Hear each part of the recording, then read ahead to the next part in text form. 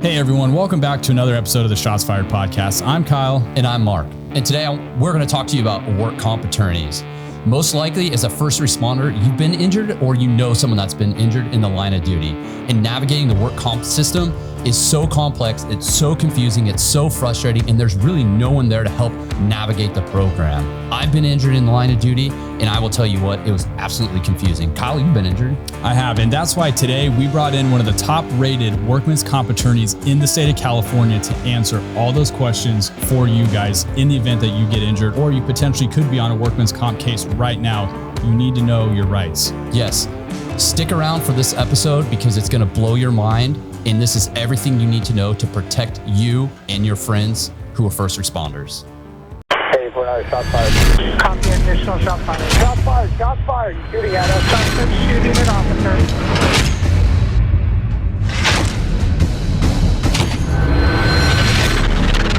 Face down. He's at the base of the stairs. White t-shirt, white male.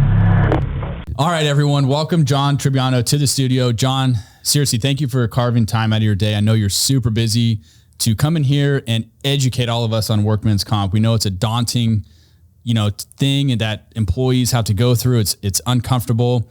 We thought we'd bring you in here to educate our listeners and quite frankly ourselves on the workman's comp process, what it is that you do. So can you tell the listeners who you are and a little bit about you? Thank you for having me. Number one is Absolutely. My name is John Tribuiano. I'm a partner at the law firm of Tribuiano, Yamada. We're a law firm that represents law enforcement and first responders in workers' compensation cases, disciplinary proceedings, collective bargaining agreements. Been an attorney for 17 years. The first 9 years of my career, I worked at a very large law firm that also represented law enforcement officers. In 2013, me and some friends, we broke off and started our own firm. Originally, it was Novi Tribuiano Yamada, and then it morphed into the current firm it is now, Tribuiano Yamada. I majorly handle workers' compensation cases, which are effectively work-related injuries that occur on the job. There are three different types of work-related injuries. The first one is a specific injury, where you can point to a specific time and a specific date where an injury happened. Mm-hmm. The second type of injury is what we call a cumulative trauma or repetitive stress injury. That's an injury that occurs over time. Okay, you got to kind of think of like a lumberjack who's chopping down a tree with an axe. Okay, It's not the first swing, it's not the 50th swing. Hell, it might not be the 500th swing, but sooner or later that tree is going to fall down. Yeah, that's a cumulative trauma claim. Mm-hmm. And then for certain categories of law enforcement personnel, there are presumptive injuries. Okay, presumptive injuries are codified by statute, starting with Labor Code 3212, running through Labor Code 3213.2. Those presumptive injuries cover a wide range of type of injuries, such as a low back duty belt presumption, which is codified Labor Code 3213.2. There's a heart presumption under 3212 and 3212.5. There is cancer presumptions, there are hernia presumptions, there are infectious disease presumptions. So there are three main types of work comp cases: specific, cumulative, and then the presumptive cases. So hopefully you never need a workers' compensation attorney, but it's in your profession, in most first responder professions, it's not if you're going to get injured. Right, it's when. Yeah. It's simply when you're going to get and injured. that's what we said. And then the issue is how bad is it? Yep. Okay. Not every case do you need a workers' compensation lawyer. Many of my clients have had multiple claims. They get injured, they file the paperwork, they go to the urgent care, they get treatment, they're off work for a week or two, it heals up, they go back to work. Yeah, I can relate to that. I've had a few. If your injury heals, okay, then there's probably no permanent disability and there's really no need for an attorney, okay? The attorney comes in when, I'll break this up. About a third of my clients hire an attorney because they don't want to deal with all the bullshit. Mm-hmm. Okay? They're getting all these correspondences in the mail. They don't know what to do. Mm-hmm. Okay? And they're just like, look, I just need someone to handle this paperwork. Tell me what to do. Tell me what not to do. Get me through the system. Get me my medical treatment. Get me back to work. And get me whatever I'm entitled to. Okay? Another third of the clients, they come in because their claim gets denied. They filed a claim with their employer, and the employer says, we're denying your case. We don't think, number one, either you sustained an injury, and if you did sustain an injury, it didn't happen at work. Yeah. So they come in and get an attorney. Okay. And the third part is clients who have an accepted claim, but there's something wrong with the case. There's something going on. Their medical treatment is getting denied. They're not getting paid, or they're not getting paid correctly. Okay. Or that they have just a very serious injury and they're not sure if they're going to pull through this. And they know down the road, am I going to get medically retired? Am I going to be able to get back to work? Do I want to go back to work? Do I want to be medically retired? They're trying to retire me, but I want to return. Okay. They're saying I can come back to work and I want to get retired. So those are the main reasons why someone hires a work comp attorney. So this is a very complex, I think, conversation. And that's why I feel like so many employees get so just wrapped up in it. They get confused. They don't know what to do. And that's why we brought you in here today. And we're going to answer all of those questions for you guys. Before we get to that, we do want to announce the weekly giveaway winner, and that's Jordan Kerr. So congratulations, Jordan, on the weekly giveaway for the Arrest My Vest products. We'll ship that out to you. Thank you. Thank you to Arrest My Vest for sending us the product to give away. We appreciate that. And secondly, we want to give a shout out to our friends over at Lazy Motor Cop. Our friends came up with this apparel, Lazy Motor Cop. You guys can go check out their Facebook, social media, Instagram. We'll put the link in the description below. But what a fabulous concept to come up with, Lazy Motor Cop. If you guys are listening to this on audio podcast, either jump over to YouTube or go follow their Instagram or Facebook account. You can check out their apparel, but it's funny. Yeah. I don't know how else to put it, but it's great. So John, you hit us with a lot of stuff really fast. So let's break that down. So you are a work comp attorney. So what kind of like an overview, you broke it up, but what do you do? Like, what is a work comp attorney? Right. So a workers' compensation attorney is someone who represents injured workers, okay, helps them navigate through the system and gets the benefits that they're entitled to under the law, okay? Just like with any type of individual in any type of legal proceeding, you do have a right to represent yourself, whether it's a criminal proceeding, a family law proceeding, or a workers' compensation proceeding. You have a right to represent yourself. But if you're representing yourself, you are considered your own attorney, which means is you are bound to know what to do and what not to do. Now, I have people coming in my office and they bring their banker box in, okay, full of shit, and I'm trying to figure out how their case got so clusterfucked. And this is a typical response. I just did what my claims adjuster told me to do. Oh, no. And I'm like, holy shit. And I was like, let me ask you a question. Now, hypothetically, if you were going through a divorce, would you ask your soon-to-be ex-spouse, who is your adversary, what they're entitled to? And whatever they said, you did. He's like, of course not. It's like, then why are you doing what your adversary is telling you to do? Your adversary does not have a fiduciary obligation to you. Okay, that claims adjuster has a fiduciary obligation, okay, to their client. Which in some cases a city or county, right? Correct. So some cities, the work comp claims are handled in-house. The city of Sacramento, the county of Sacramento, they handle their own claims. So their claims adjusters are actually employees of the city and county. Most other municipalities, they have what they call a third-party administrator, okay? City of Rockland has Sedgwick. City of Roseville has LWP. Citrus Heights has LWP, okay?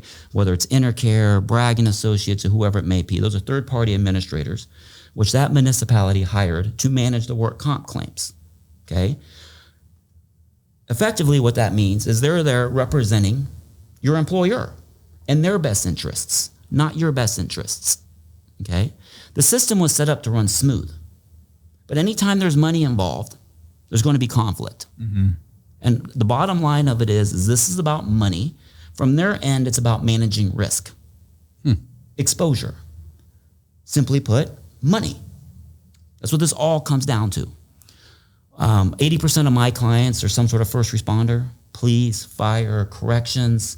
I represent DOJ agents, probation officers, chippies, okay? Statewide? Statewide. The other 20%, I shouldn't say, out of the other 20%, 80% of them are psychiatric nurses that are part of bargaining unit 18. They're in all the state hospitals and correctional facilities. It's called psychiatric technicians. And then, the remaining are, just people who work at employers, Costco, Walmart, things like that. So, what we're mainly going to talk about here is kind of the benefits that a law enforcement officer is entitled to. And work comp is set up, it's supposed to be simple. There's only 4 types, or what we refer to as species of benefits that you're entitled to in the work compensation system. There's only 4. Number 1 is medical. Number 2 is 4850 and temporary disability. And 4850 pays Labor Code Section 4850, which says if you get injured at work, you should receive your full pay, no taxes, up to 52 weeks. Okay. Number 3 is permanent disability. And then the 4th benefit is what we call a supplemental job displacement voucher. That if you're unable to return back to work as a result of your work-related injury, there's a voucher system. They give you a piece of paper that says you're entitled to $6,000 retraining and education. Go figure that out. And you get $5,000 in cash from the Return to Work Fund. And that's everybody that medically retired, that gets a medical retirement, gets that voucher? Right. It's called a supplemental job displacement benefit. It basically means is that you're found permanent stationary and you have permanent work restrictions that your employer cannot accommodate. Okay.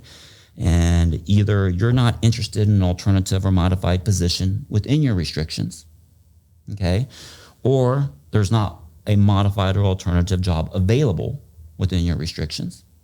And so then you move on to a medical retirement. And so then you get a voucher. They give you a piece of paper that says, we'll retrain you up to $6,000. That voucher is good at any state institution.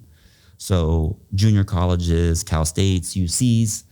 In addition, there's an authorized list out there in regards to trade and technical schools. Okay, you want to become a beautician, a welder, a truck driver. You want to go to law school. You want to go to, be a doctor. They'll pay up to a certain amount of money. Interesting.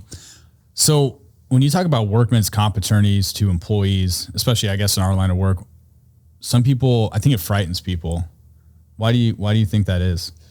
Well, the number one response that I get is that they think there's going to get some sort of backlash in regards to them hiring an attorney. From the department. Or city. Okay. Yeah. So whether it's from their coworkers, there's some sort of stigma attached to it, whether it's from their supervisors, whether they think there's going to be some retaliation, okay, where they just don't want to piss anybody off. They kind of think that something's going to happen to them if they go hire an attorney. Yeah, because the stigma is, hey, they're going to sue, or they have an attorney. Like it just around the department, that's what it sounds like. Right. So, but that's not true. No, it's not true. You're in an adversarial system. Okay. So there are situations, there are cases that I've handled where there is a backlash, but it's not. So if little Joey works at mom and pop restaurant, okay, and little Joey files a workers' compensation claim, and he turns around and gets his ass fired. Okay, obviously that's retaliatory from filing the work comp claim. You see that in small employers, okay? But with large municipalities, it doesn't happen.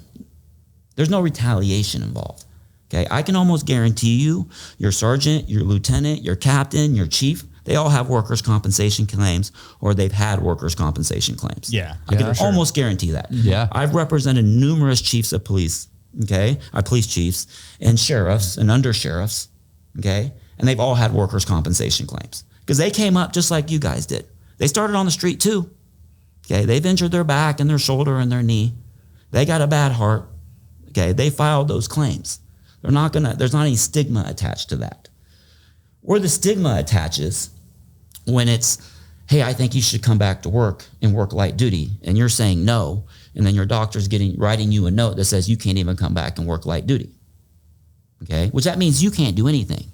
You can't push paper, you can't type, you can't answer a phone, you can't work in the evidence room, you can't, help the detectives out, you can't sit in dispatch, you can't be the over-counter officer, right? And then people start getting pissed off. Because you're at home. You're at home. And then you're posting on Instagram and on Facebook that you're taking trips to Hawaii, that you're going hiking, you're going hunting, you're going fishing, okay? That's where the stigma attaches. So it's kind of brought upon themselves. Absolutely. A majority of it is brought upon themselves. Okay. But there are certain situations where it's like, look, I have a bad back. And the doctor says, hey, no lifting, pushing, and pulling more than 20 pounds. And the department says, well, that's terrific. I got this job where you can sit your ass in a chair all day long. Now, do you think that is conducive to having a bad back? Oh, it's not good at all. I have a bad back. Okay. And sitting in this chair for 2 hours straight and then trying to stand up and walk and you're bent over like the hunchback of Notre Dame, sitting on that chair in a stationary position is probably the worst thing that you can do for 8 hours. So in that situation, it's like, I can't sit in this chair all day long playing typey on the computer, looking at red light cameras. You know, are you kidding me? I'm going to get my doctor to write me off. Now, if the department at that point in time gets pissed off, well, then so be it. Okay. So, I mean, it goes on a case-by-case basis. Go ahead. So with some of that, this is generally patrol, maybe some sergeant levels, what they go through. What would be a time where you think someone should contact a work comp attorney? Right. So that's a good question. So number one is you got to file your claim. You get injured, you got to file your claim. You got to document it. Okay. And you need to go get checked out. I get it. You don't want to go to the emergency room and it's a pain in the ass for you to go follow up at occupational medicine or the doc in the box, but you at least got to go. You got to get that stuff documented that you were injured and you received some sort of treatment. Okay. Now, in regards to engaging an attorney, like I said at the very beginning, you know, there's usually 3 situations where someone really needs to engage an attorney. Number one, that they have a catastrophic injury, okay, that it's bad. And I don't know if I'm going to recover from this, and I don't know if I'm going to get back to work, okay? Number 2, this is just way over my head. I'm just inundated in paperwork. I'm getting stacks of paper, okay, from the city, from the county, from their TPA on a weekly basis, and I don't know what to do, okay? Number 3 is my claim gets denied. So you made an allegation in writing that you were injured at work and you injured a certain body part, and your employer has just called bullshit on you. Yeah. Okay? Either you're not injured, or if you were injured, sure in the hell wasn't here. Yeah. Okay. You probably need to engage an attorney at that point in time. Okay. Or your claim is accepted and your medical treatment's getting denied. Your doctor's asking for an MRI and they're saying no. I think a lot of people experience that. I think that's where the pure frustration starts. Oh, absolutely. It's with the medical. Yeah. And the system was set up. You got to realize this is a benefits delivery system. The system was set up to provide medical treatment. And this is what we fight about the most. Is what the system was set up to do. So your medical treatment, that's the first benefit that most people get in the work comp system, medical. Your medical treatment is effectively controlled by 3 acronyms. Number 1 is a MPN, which is a medical provider network. Does your employer have a medical provider network? If they do, you are required to treat within that network and that group of doctors. Okay? City of Roseville, County of Sacramento, City of Sacramento, they don't have networks. That means you effectively can pick any doctor you want who's willing to accept you as a patient and willing to accept workers' compensation as payments. Okay? There's other municipalities that do have networks. City of Rockland has a network. El Dorado County has a network. That means you got to treat within those doctors. So number 1, MPN. Your medical is controlled by the MPN. Does my employer have a network or not have a network? Number 2 is utilization review. Utilization review is simply a group of doctors hired by the municipality or their third-party administrator, and they review every treatment request. Okay? So utilization review will do 1 of 3 things when they get a treatment request. They will authorize it, so your doctor puts in for physical therapy. Approved. Authorized, go get your therapy. Okay? Your doctor puts in for an MRI. Denied. Okay, now what do you do with that denial? You have to appeal it. And the third thing utilization review will do is modify. So they will authorize, deny, or modify. A modification is a doctor says you need 180 Norco and they approve 30. You need 12 chiropractic sessions, they approve 6. That's a modification. Okay? So when there's a denial, now you have to appeal that to independent medical review or IMR. But if you don't have an attorney, you have to figure out how to appeal that yourself. Correct. All of this is relying on yourself if you don't have an attorney for everything you're talking about. That's where the confusion comes in. How do you even navigate that? Right. Well, like I said, if you don't have an attorney, you are your own attorney. Yeah. Okay. So when you don't know how to do something, there's two things there's three things you can do. Number one, you can just stay stupid and say, I don't know how to do it. Number two, you either can learn how to do it, or number three, you find someone to help you out. Okay. That'd be like someone asking me, hey, Tribuiano, I'm going to give you this Glock and I need you to go clear that room across the hallway. Well, I've watched Charlie Sheen and Navy SEALs just like everybody else. I'll kick down that fucking door and clear that room, right? Odds are, okay, that I'm not going to do it right. Odds are I'm either going to hurt myself or hurt somebody else, right? Yeah. I don't know how to do it. So what would I do in that situation? I'd probably find some guys like you and say, hey, can you either show me how to do this or can you, here's the gun. You go do it since you know how and let me watch, right? Yeah. Because that's not what you guys do. Yeah. Okay. Just like me. I don't know how to clear a room. I haven't been trained to clear a room. Okay. So either I need to I can stay stupid, I can figure it out, or I can find someone to help me out. And having a major injury or even any injury that could be potentially life-changing as you get older, that's not the time to try to figure it out. Right. Well, at that point in time, no. Yeah. Let's start. Okay. Something basic. Well, so quick question. Number one, let's say somebody twists an ankle, I don't know, gets a scrape on their hand after an altercation or something at work. Should those employees be documenting that with their employer? Absolutely. Albeit super minor, probably not going to amount to anything. Should they at least document it? It should be documented. Okay. Okay. And secondly, let's say I twist my ankle or I get hurt on duty, on a call, whatever. Can you walk us through the process of how that's going to work for an employee so somebody knows what to expect should they file a workman's comp claim, like how that process works? Right. Obviously, you file the claim. Yep. What goes from there? So once you file the claim, okay, now you're entitled to medical treatment. Okay. So once you file a claim, the law says that they have 75 days for presumptive injuries and 90 days for all other injuries to either accept or deny your case. During that delay period, your employer has to pay up to $10,000 in medical treatment up until the claim is denied. Okay. So during that delay period, yes, they have to pay for medical treatment up to $10,000, but they don't have to pay you temporary disability or 4850 during that time period if you're off of work. Okay. So you document the injury. Now the question is, do you need medical attention or not? Okay. Most municipalities, they have you sign something, a waiver. Okay. It says, yeah, I documented the injury, but I don't need medical treatment. Mm-hmm. Who does that? Like a sergeant, a supervisor? Usually whoever you report it to. Okay. Yeah. Which is usually your frontline sergeant at the time. Yeah. Are they making that decision or is that coming from someone else? Is who making that decision? The sergeant. No, it's if the employer, whoever's getting injured is making that decision, whether or not they want to seek medical attention or not, or file the claim. Okay. Right. Okay. So If what they I do choose is I not get to file injured it. at work. I get in an altercation. My back is a little stiff. Okay. It's now that's the whole thing. And I know this runs through your mind. It's a busy shift. Am I hurt or am I injured? Okay. We've all heard that. Are you hurt? Okay. Rub some dirt on it and get back in there. Or if you're injured, let us know. Okay. We'll send you to the doctor.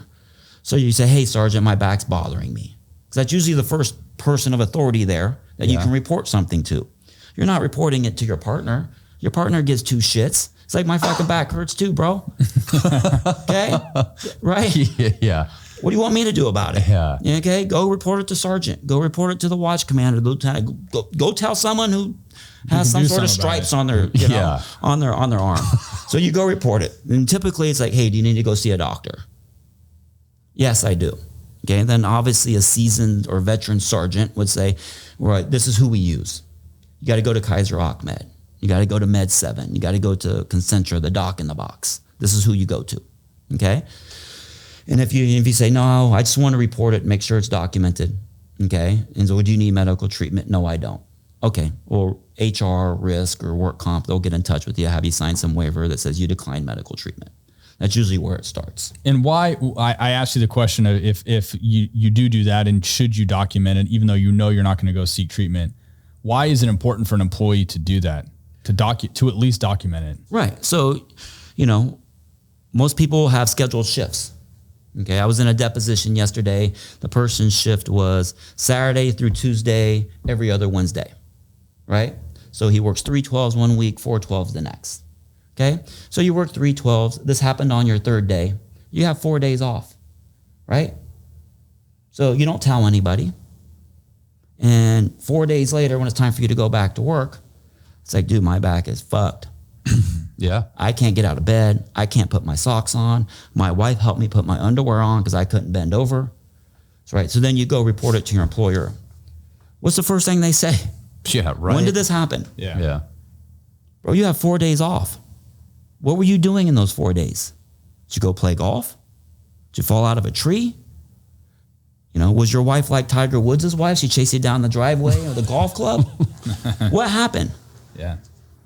Where'd you go? What'd you do? Now you got to answer a bunch of questions. Versus if you just at least you're told your sergeant and say, no, I don't need medical treatment right now. And then 4 days later, you can't get out of bed. They're going to say, hey, no, I reported this to Sergeant Joe.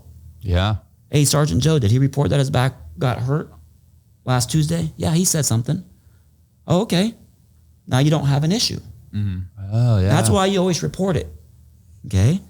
3 days, 4 days, 5 days later. You see this a lot when it's the last day of their shift and they have a couple of days off and they don't report it.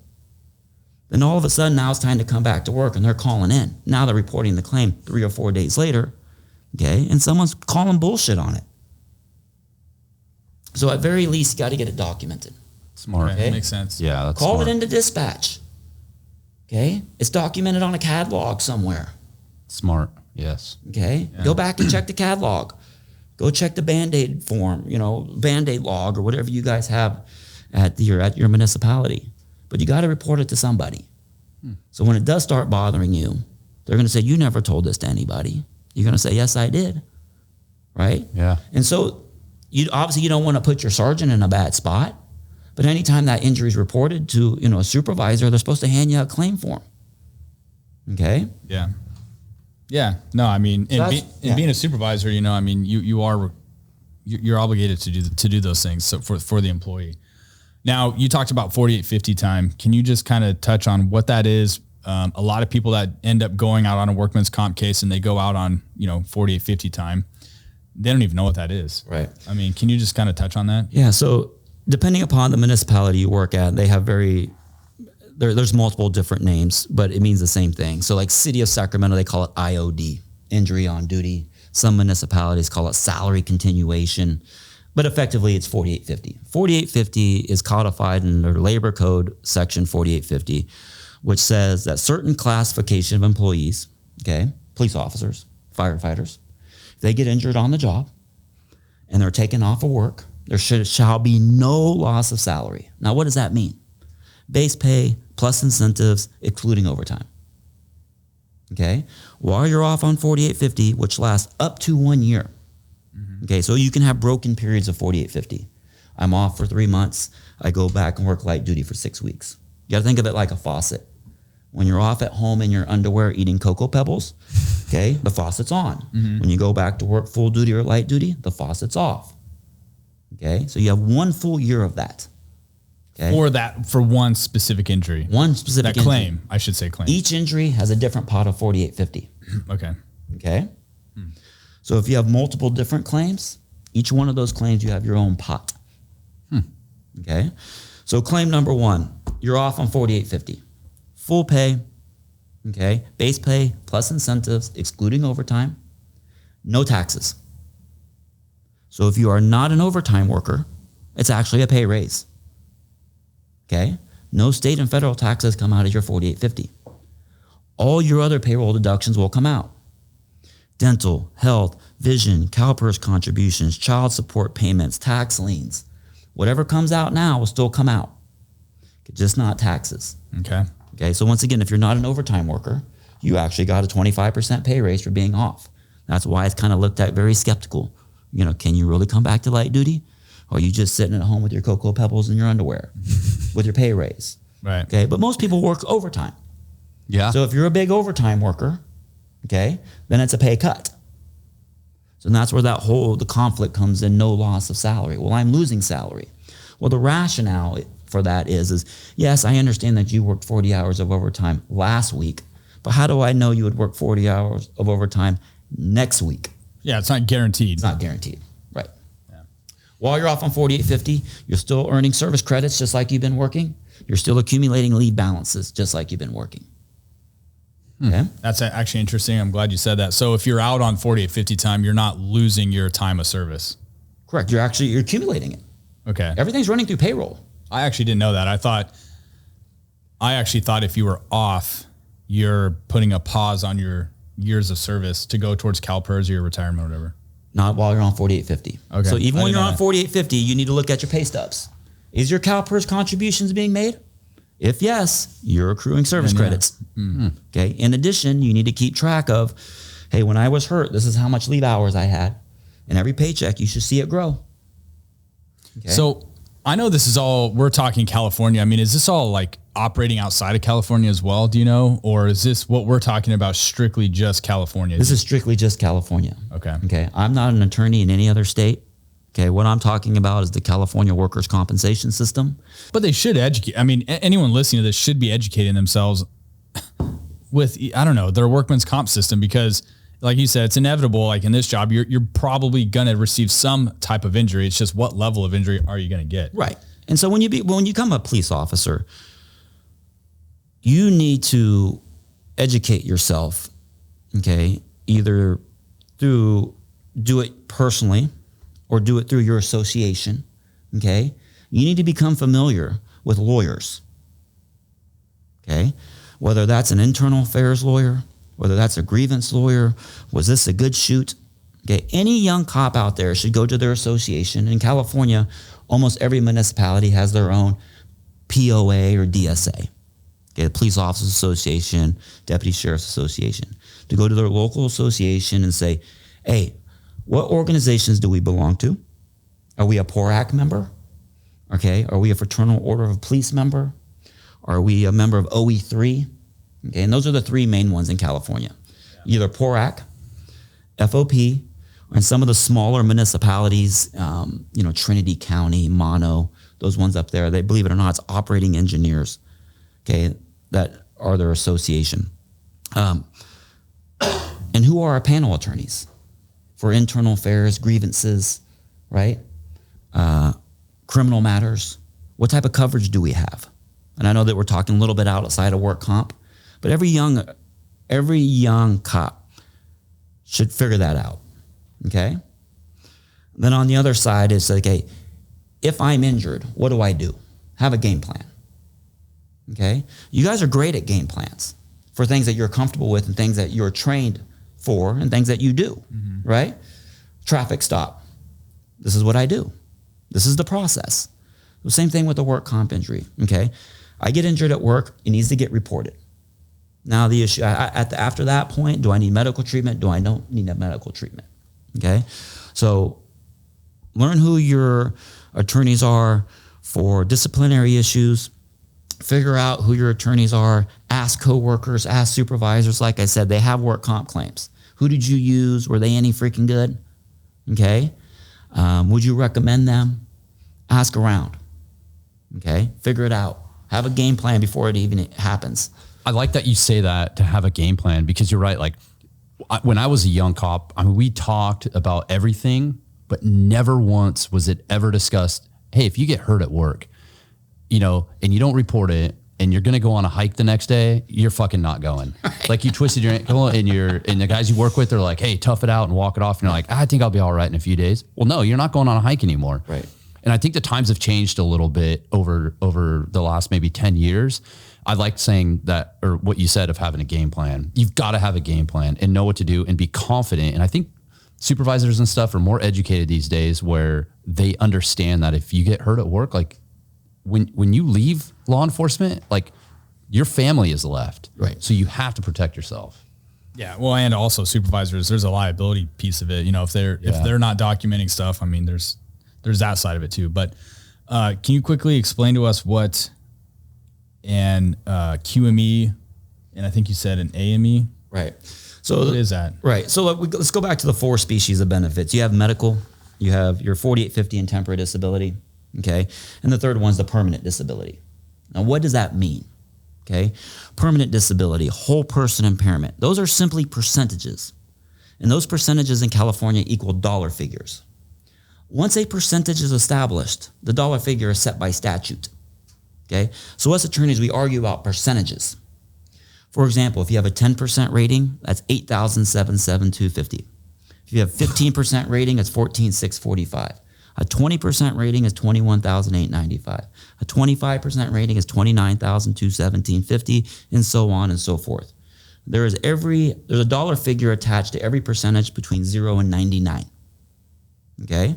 0%, $0. All right? So how do you get those percentages? Okay? There's 3 ways you get those percentages. Is that your primary treating physician gives you a percentage. Okay? Either you go to a QME, which is a qualified medical evaluator, and you get your percentage. Okay? Or if you have an attorney, and the attorney and the defense attorney who's representing the municipality, your attorney and your claims adjuster agree upon what doctor to send you to, that's an agreed medical evaluator. Okay? So those are the doctors that are going to give you a percentage. When you go to that evaluation, that AME, QME doctor will address 6 issues. Number 1, is this work-related? Number 2, are you permanent stationary? If you are permanent stationary, what is your percentage? Okay. Number 4 is apportionment. Okay. What percentage is work-related versus non-work-related? Okay. Number 5, are you entitled to future medical treatment? And then number 6, what are your work restrictions? Those are the 6 issues an AME or QME will address. Some people go to AMEs and QMEs real early on in their case to address issue number 1. Is this work-related? Okay? And so majority of people go to an AME or a QME later on in their case, okay, to address issues 2 through 6. Permanent stationary. Okay, that's just a workers' compensation term of art. That means your medical condition has plateaued and you're not expected to get significantly better or significantly worse in the next 12 months with or without treatment. Okay, all that legal mumbo jumbo bullshit means is this is your new normal. This is as good as you're going to get. You're not healed. You're not 100%. You're just as good as you're going to get. Okay, so like for me, I've had 3 shoulder surgeries. My last shoulder surgery I was 25 years old and I had a hemoplasty, which is a partial shoulder replacement. Okay. That's been my range of motion for the last 21 years. It's good as it's going to get. So you're not good at basketball. Not good at basketball. Right. Dribbling, but not. You're not blocking. Get your hands up. That's what I got. John, both hands. Get your hands up. I'm doing the best I can. Yeah. I'm just teasing. So no matter how minor or how severe an injury is, everybody becomes permanent stationary at some point in time. Okay? You get a paper cut, it's going to heal. You get a sprained ankle, okay, the swelling is going to go down. Okay? You get a broken bone, something's going to happen. Okay? So permanent stationary doesn't mean you're healed, doesn't mean you're 100%. It just means this is your new normal, as good as you're going to get. Now, once you're permanent stationary, that's when the percentages start. Okay? Once you're permanent stationary, now the question is, do I have any residual impairment? Percentages, dollar figures. Okay? So the percentages in workers' compensation cases are controlled by the AMA guides. Okay? And so we use this little green book called the AMA Guidelines. And the AMA guides are objective factors of disability. Back in the good old days, a doctor could give you 100% rating based upon pain. Okay, but pain is subjective. Yeah. So the AMA guides moved this more to objective factors of disability. Okay, so do you have an MRI? Okay, does it show a bulge or a herniation? Have you had surgery? If yes, what type of surgery have you had? I can test your grip strength. I can test your range of motion. Okay, these are all objective factors. A doctor can put their hands on you, ask you to twist, feel if you're tight, you're not tight, whether you have spasms, whether you don't have spasms. Okay, and that's how we derive our percentages. And some people get pissed off about the percentages. Okay, and then it's just like, okay, go call your representative and have them change the law. The percentages are what they are. Yeah. Okay, so like a low back. Okay, a low back is broken up into like 5 categories. Category 1, you have pain, but no bulges or herniations. Well, you're 0%. And I don't give a shit how much pain you're in. you're in category 1. Category 2, you get a 5 to 8% rating. Okay, that means you have herniations or bulges confirmed on MRI or X-rays. Okay, and you have continued pain and you have spasms in your back. Okay, then you're in a category 2. A category 3 is 10 to 13%. That means you have verifiable radiculopathy. Okay, that means you have numbness and tingling going down your legs, and they can either verify it on MRI or nerve conduction studies. Category 4 is obviously more extensive. You start talking about discectomies, laminectomies, fusions. Okay, and then you have category 5. Okay, which effectively means you're in a wheelchair. That means your back is jacked. Okay, you will fall into one of those 5 categories. And within each of those 5 categories, there's a range a doctor can give you, like category 2, 5 to 8%. Does the doctor believe you're on the low end of that range or on the high end of that range? Okay, that's within their discretion. So that's how the ratings are derived.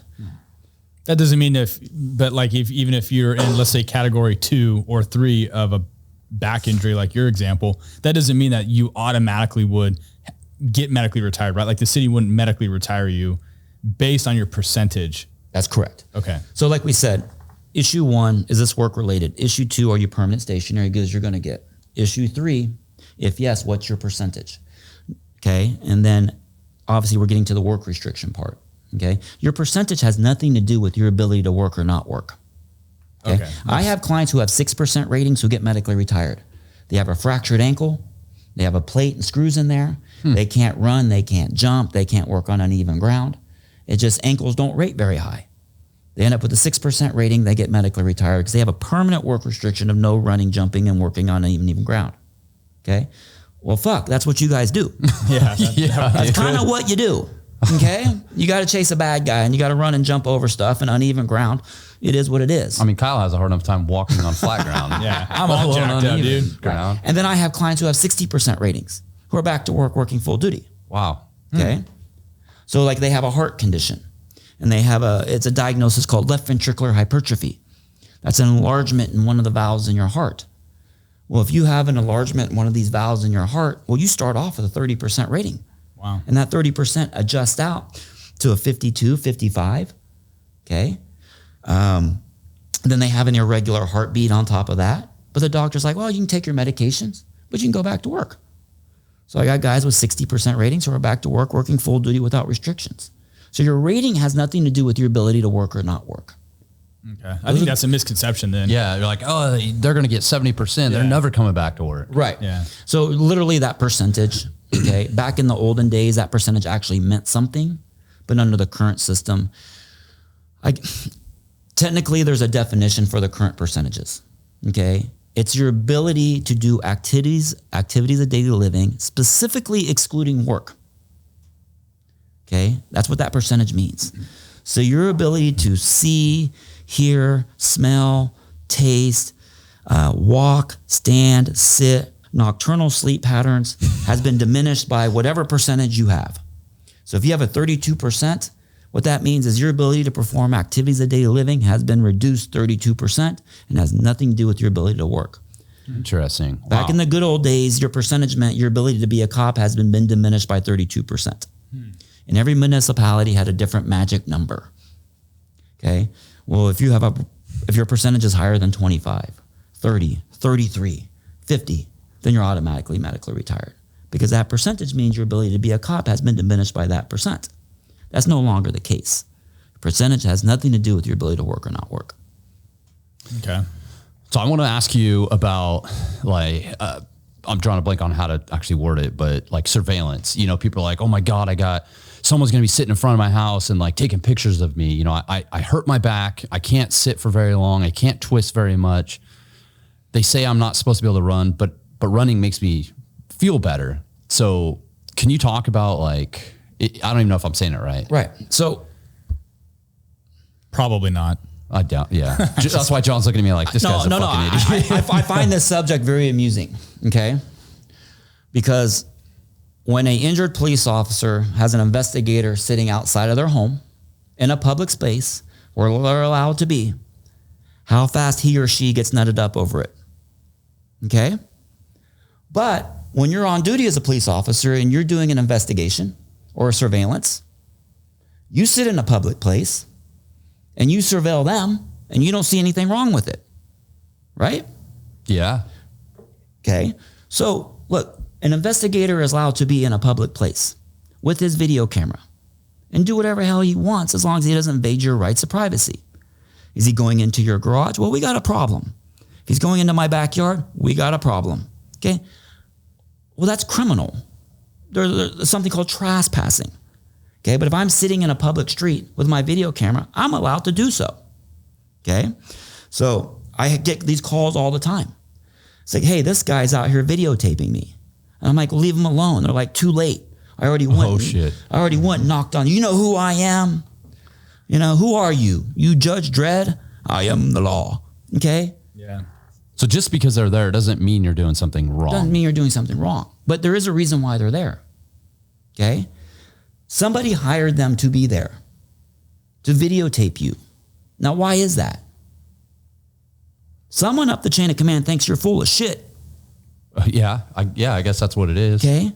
They're not spending good money to go hire someone, and no matter how shitty that investigator is, making $18 an hour, $20 an hour, or a contract person, whatever it may be, they're not spending that money if they really thought you were injured. So somewhere along the way, whether it was the work comp people, was your HR, your risk manager, a coworker, a supervisor, okay, says, hey, let's spend this money trying to catch this person doing something that they are saying they can't do. Mm-hmm. That's why that person is there. Okay? Not every case, it's called sub rosa in work comp. Not every case do they hire an investigator to sit outside of your house at $20 an hour and do nothing. Okay? So there's some indication which got you to that point. Yeah, which happens. I mean, you hear of, you know, in our case, officers, I mean, I've heard of it before, getting arrested for filing false work comps claims. They're out on the 4850 time, and they are out there doing stuff that would obviously indicate your back is not blown out or you can't be at work. And the next thing you know, they're filing criminal charges against them. So I think that's something to be careful about too, is if you are out on a workman's comp claim and you're claiming that injury, then you better be injured and not be doing those things, because that will come up to bite you in the butt. And look, and don't do sub rosa on yourself. Okay? So a majority of the time while there is an investigator there, you have effectively done sub rosa on yourself. Okay? You did their job for them. You're off of work. Okay? And you have an open Facebook page to the public. And you're posting pictures of you doing loop-de-loops while wakeboarding. I don't know what the wakeboarding terms are. I'm not a wakeboarder, but we'll roll with that. Yeah, we'll do a loop-de-loop, or I'm going snow skiing, or I'm going on vacation. I'm doing all this shit. Okay, and it might be within your work restrictions. Okay, but you're doing investigation on yourself, or even if you have a closed Facebook page or a closed Instagram page, who are your Instagram friends? Who are your Facebook friends? Okay, I can guarantee you there's coworkers. Oh yeah, that are your friends. Okay, and they're out there busting their ass on a forced overtime shift, and you're laying on a beach in Kona. Okay? And they're saying, this is some bullshit. Yeah, don't do that. Okay? I have a bad back. Okay? You offered me light duty at a sit-down chair. I'm saying my back hurts too much to sit down for 5 or 6, 7 hours. So I go get my doctor to write me off, and off means off. And then I just sat in an airplane on to Kona for 5 hours. Oh, shit.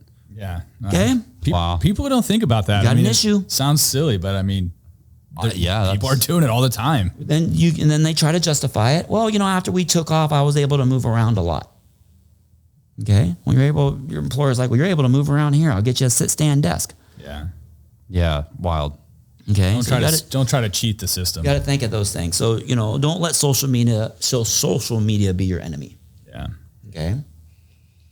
Well, do you have any other questions that you want to ask them about? The whole purpose of us bringing you in here is just to kind of educate, everybody navigating the system, the work comp system. It is confusing. I don't really think it's designed to benefit the employee necessarily. No. But it's good that you answered some of these questions, and maybe somebody listening is either maybe on a workman's comp claim now, or hell, maybe they will be in the future, at some point in their career. They have at least a general idea of how it works and operates. Right. And if it sounds to me like if it's significant enough, contact a workman's comp attorney. And on that, before we leave here, can you answer the payment? A lot of people think, well, I don't have money to pay for a workman's comp attorney. Can you just tell people that that's not how that works? And right. So workers' compensation lawyers, we do not charge by the hour. We don't ask for retainers. We get paid on what we call a contingency fee basis. That effectively means if there is no recovery, there is no fee. Now, our attorney's fees are capped at 15%. Okay. So if there is no recovery, then there is no fee. If you end up with a 15% rating, $14,645, your workers' compensation attorney is entitled to 15% of that.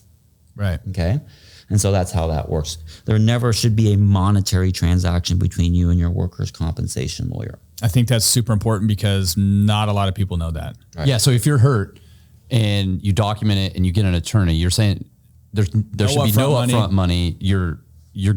If there's a compensation at the end, that's when the money is exchanged. Correct. And then the workers' compensation attorney gets paid directly by the third party administrator or the municipality. So I shouldn't be writing you a check Ever. No, No. There's never a monetary transaction to. between the injured worker and their attorney. Yeah, that's a good piece of information because, like I said, I've talked to people before where I'm like, I think you should probably contact a work comp attorney because things aren't going their way. Right. And they're like, oh, I don't have the money. And I'm like, no, you're not paying them up front. Right. Yeah. We get asked Nobody knows that. a lot of questions. So I think having you is awesome. My main takeaway from this that I think everyone should do across the country that's listening to this is if you're injured at work, to document it right then and there. And if you need medical, then you seek medical and then you evaluate after that. And my personal recommendation is you contact an attorney. Right. And sometimes it's not always feasible to document it right away. Okay. But at some point in time, you are getting off shift. Okay. You need to put something in writing somewhere, or you at least need to tell a sergeant, a lieutenant, a watch commander that you at least trust. Okay. Text, that will say, Joe told me he tweaked his back last Tuesday. Yeah. Okay. Now, if that person is sketchy, then put it in writing. Write a memo. I've actually even seen officers, like I said, call dispatch. And they're like, hey, check the CAD log. I called it in. That my ankle was hurting. Wow. Right? Yeah. And there it is. So you never told anybody. Yes, I did. Yeah. And the final thing is even after your law enforcement career ends, okay, there are certain injuries in California, which we call are presumptive, that have an extension. Okay. So they actually extend the statute of limitations. And so the presumptive injuries, low back, hernia, cancer, heart, those are extended after your last day physically worked, not the day of retirement, the last day you physically worked. 3 calendar months, every year worked up to 60 months, which is 5 years. Those are extensions on those claims. So if you've worked 10 years, right, that would be, I'm a quarter Asian, bro. You're asking me to do math now. Come on, man. Well, yeah, but I'm a retired cop. That's even worse. Dude, you can't throw out numbers and not be able to have the answer. You just recited codes like crazy. Yeah, but he knows it. You can't throw out numbers and be like, well, I don't know 10 years, right? So every year worked, you get 3 months. Okay. So 10 years, that's 30 months. So that's 2 years and 6 months, right? So let's say, I represent these guys. They've been a cop for 20 years. They got the full 5-year add-on, right? 2 years, 3 years after retirement, they have a heart attack. Okay. Well, that's a work comp claim. No kidding. See, I didn't know that either. 5 years after they retire, they get diagnosed with cancer. Okay.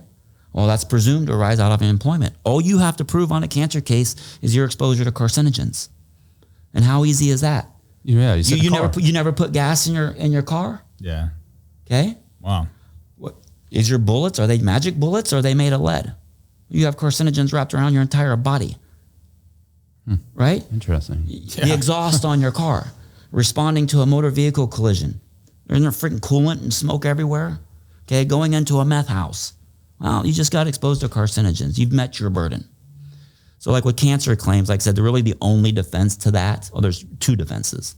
Number 1 is that you had cancer before you even started. Okay, well, how the hell are they going to prove that? And then number 2, you don't meet the latency period.